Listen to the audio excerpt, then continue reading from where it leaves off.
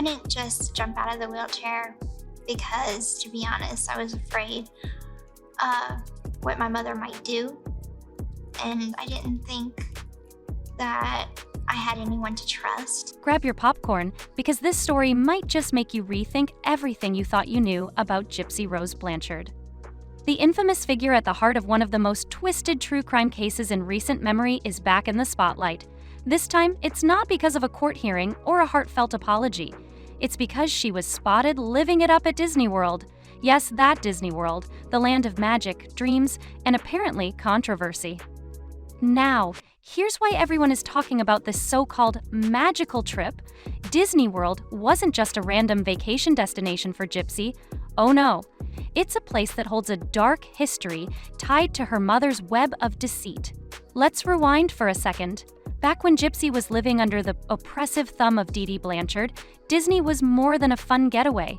It was a trophy of fraud. Dee Dee scammed her way into Disney trips, using Gypsy's fake terminal illness to milk the kindness of strangers and organizations. Disney World cast members, who are mainly employees of the park, that have spotted Gypsy Rose, and Lifetime TV was wanting to film this with.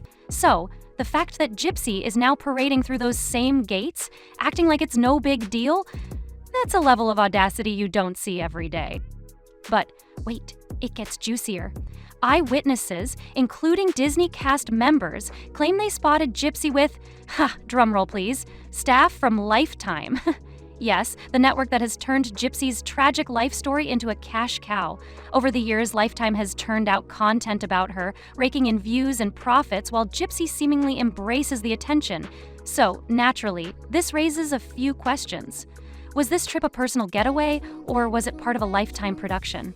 And if it was work, did Gypsy's parole officer sign off on it? Can't, because then it brings attention to who is this person, and Disney will not allow filming unless it's it's like LeBron James or something like that. Now let's talk about that parole. Gypsy was released earlier this year after serving just over 8 years for her role in the murder of her mother. 8 years for a crime that left one person dead and another, her then boyfriend, Nicholas Godejans, serving life in prison. Meanwhile, Gypsy is out here planning Disney vacations like she's a free spirit. If you're raising an eyebrow right now, you're not alone. Here's the thing. Parole isn't a get-out-of-jail-free card. It's a privilege, and it comes with strings attached. Rules like reporting travel, staying out of trouble, and being transparent about your activities. So when Gypsy is spotted at Disney World, miles away from her residence, it's not just a cute Instagram moment. It's a potential violation. Did she inform her parole officer? Did Lifetime fund this trip? And if they did, does that cross the line into profiting from her criminal past? Lifetime? Who owns 50% of Lifetime? No. Disney. Do they? Disney Corp owns half. Yeah, they have a half share. They are 50%, own 50% of Lifetime. Okay, so what I heard is like the reason why Lifetime wouldn't even bring it up is only because like Disney World not going to allow that type of filming in their park. And let's not overlook the optics. Public perception matters, especially when you're trying to convince the world you've changed. But this trip, it screams indulgence, not redemption. Gypsy's actions seem less like the journey of a reformed individual and more like a PR stunt. Instead of showing growth or accountability, she's sending a message. Look at me, I got away with it. They're very strict. It's their company. It's their one of their broadcast companies. They might. I'd be surprised. Lifetime is owned by Disney, you said, or a little bit. It is. I know they own yep, ABC, right? Yeah, it does. They own, I believe, a 50% share, which is, of course, huge. They basically own it. Well, because of it's such a how do you call it? A controversial thing to allow a. Yeah. But here's the part that's really ruffling feathers. Disney is supposed to be a family-friendly haven, a place where kids meet Mickey Mouse and parents create lifelong memories. Now, thanks to Gypsy, it's being dragged into a conversation about crime, exploitation, and possible parole violations. Not exactly the fairy tale Disney is known for, huh? Murder, basically, on your premises, amongst a family environment that you're trying to promote. And she stole trips there. Exactly. From actual sick kids, So this was a trip undercover. Lifetime, like, oh no, we need to do this. And the psychology here is fascinating. For most people, revisiting a place tied to such a dark chapter in their lives would be triggering, painful even. But for Gypsy, this trip looks more like a celebration. There's no reflection, no remorse, just selfies and smiles. Critics are calling it a slap in the face to the justice system and the families of violent crime victims.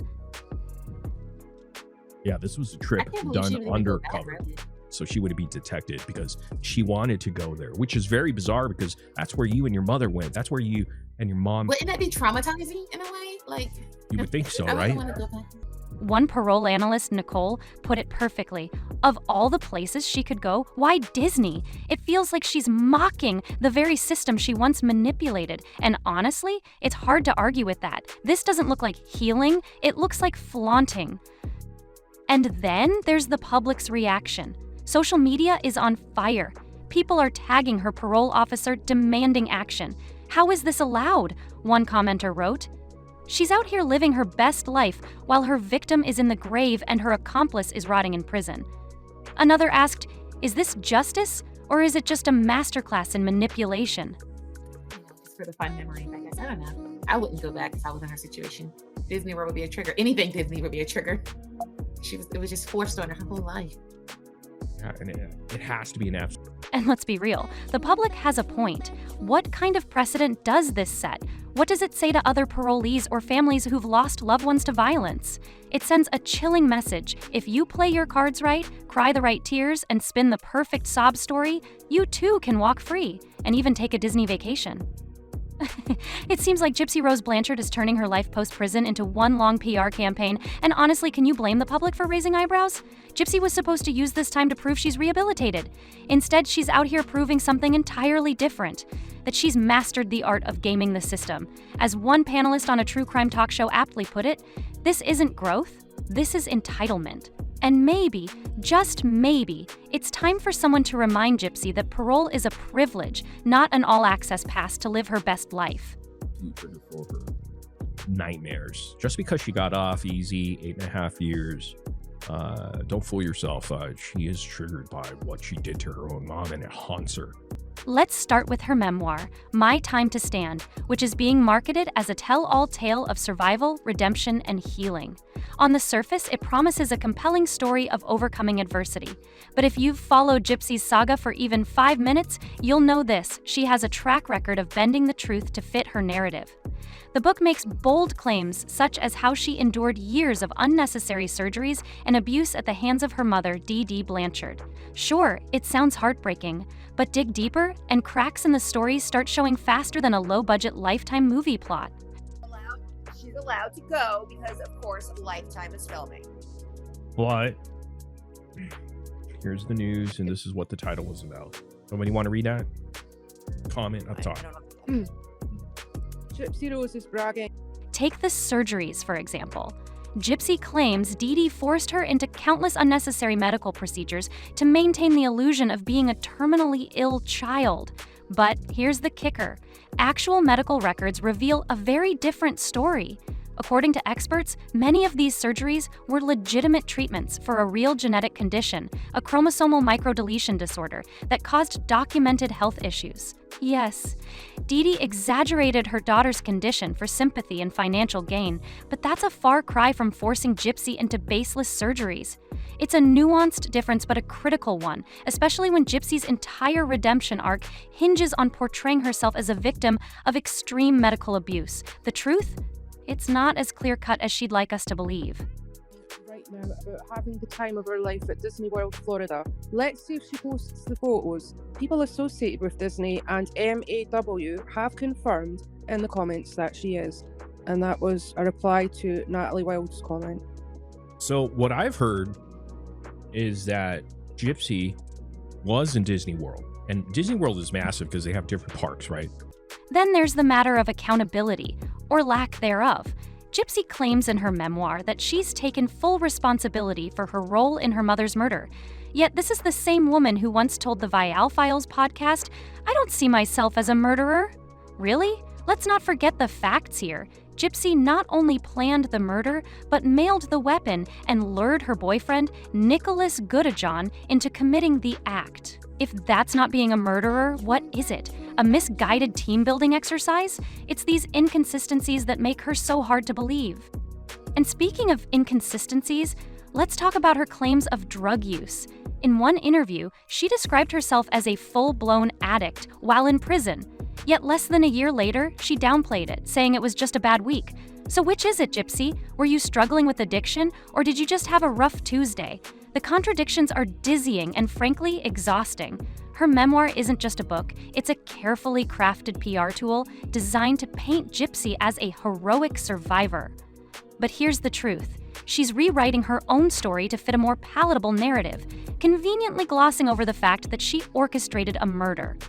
Salivary glands removed because my mother said that I drooled.